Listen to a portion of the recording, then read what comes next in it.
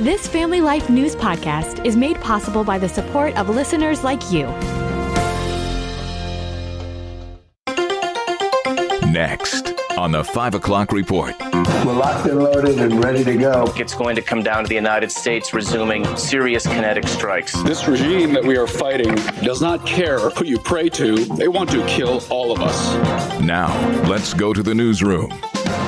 On the Brink. Good afternoon. Thank you very much for joining us. I'm Mark Webster. Amid the U.S.-Iran war, which has seen nearly 2 weeks now of daily attacks by each side, Fox's Steve Harrigan in Israel says the word there is that the conflict is about to enter a new, much more dangerous stage. A backbencher Israeli lawmaker really getting criticized for coming out and saying, well, everybody knows there's going to be a major invasion, perhaps as early as this weekend, and that Israel will take part in it. So there is a sense here of impending major action. High alert that big things could be ahead, and Israel could play a major part. President Trump, a short time ago, speaking to reporters in the Oval Office. We're talking to them right now. I think they're getting more and more serious as the days go by.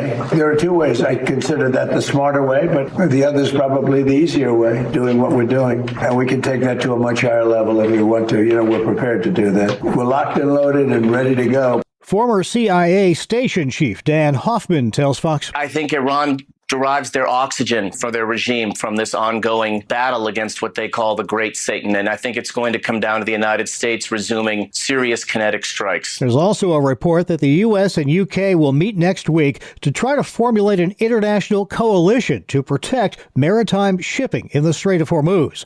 The U.S. war has been the subject of plenty of congressional debate and symbolic votes on telling Trump to end it. Senator and former Navy SEAL Tim Sheehy gave an impassioned speech on the floor yesterday. For 47 years, our troops and our families have been absorbing attack after attack after attack all over the world. We didn't start this war, but we will finish it. At one point, Sheehy took off a metal bracelet engraved with the name of an American soldier and friend gruesomely killed by Iranian terrorists. He hung it from a podium as he addressed lawmakers. This regime that we are fighting does not care about our partisan politics.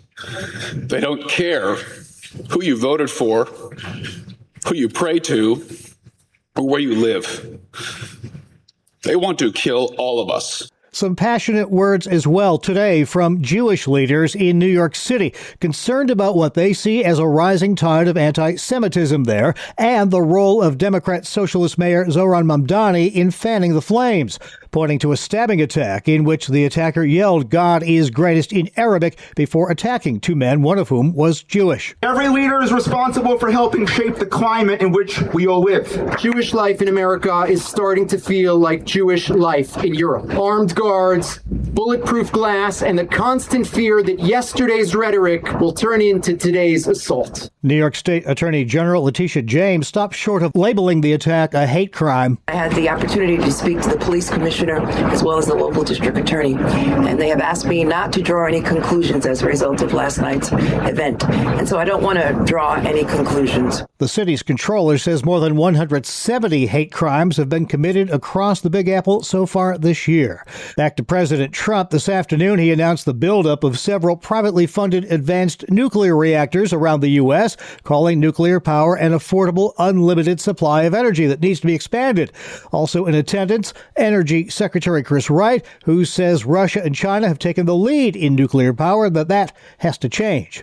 The Secret Service is looking into one of the agents assigned to protect the vice president, with one of its agents removed from J.D. Vance's detail after being accused of compromising the vice president's security. A Secret Service spokesman says a review is ongoing, adding any conduct that potentially threatens the safety of a protectee will not be tolerated. NBC's Garrett Hake reporting.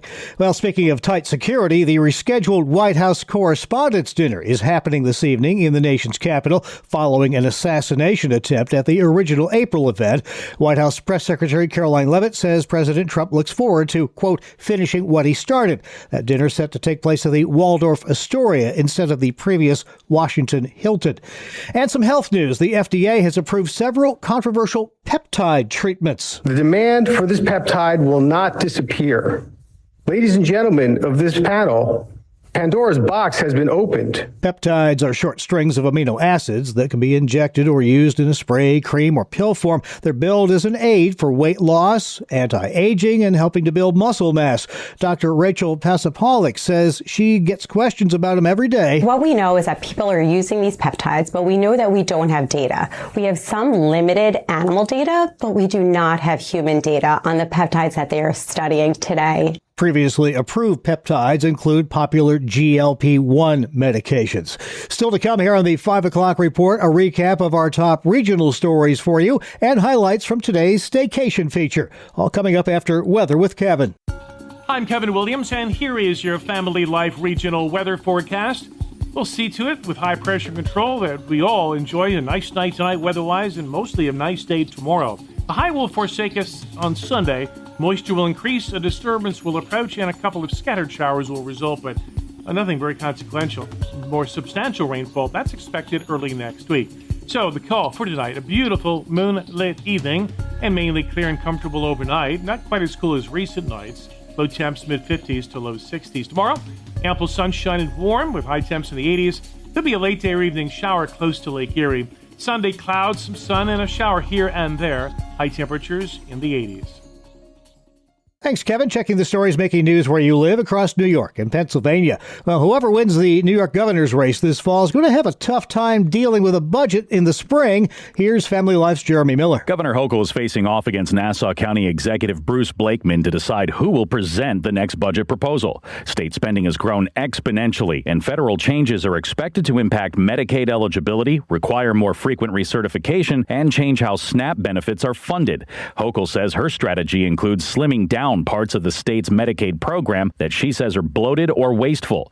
Blakeman blames Hochul and the state for wasteful spending and insists he's the best candidate to root it out with less federal help. Fiscal experts say whoever wins, they'll need a plan to deal with the complex nuances of the situation, as well as the usual challenges of the state's massive spending plan.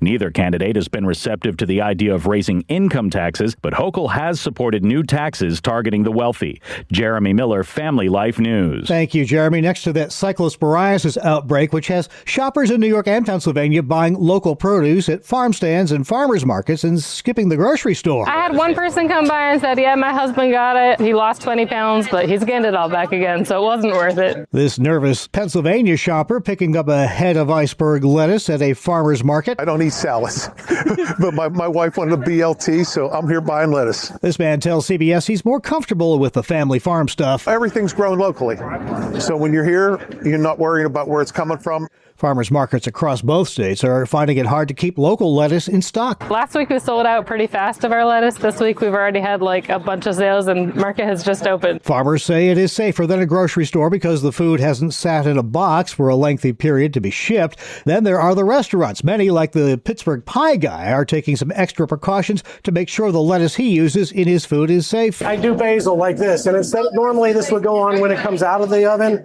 I'm going to put it on before it goes in the oven. The oven's going to make sure that anything that I maybe don't catch gets murdered in the process. The FDA is now investigating multiple outbreaks. The Pennsylvania Insurance Department has announced rate change requests from insurance companies across the Keystone State. We get that from Family Life's Sarah Harnish. According to the PID, Pennsylvania health insurers in the individual and small group markets have requested their rate increases for 2027, and they averaged anywhere from 11 to 17%. PID responded saying they're higher than they hoped, but they'll continue to protect Pennsylvanians through the review process.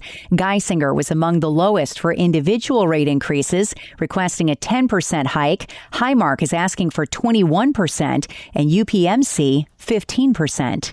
Sarah Harnish, Family Life News. All right, thank you, Sarah. Quite a scare last night in Richard Township, Pennsylvania, when a hot air balloon at the Community Heroes Carnival outside of the Johnstown Galleria got knocked over by a strong gust of wind, sending one worker tumbling several feet to the ground. This passenger tells WJAC. They got in the basket. They got it all going.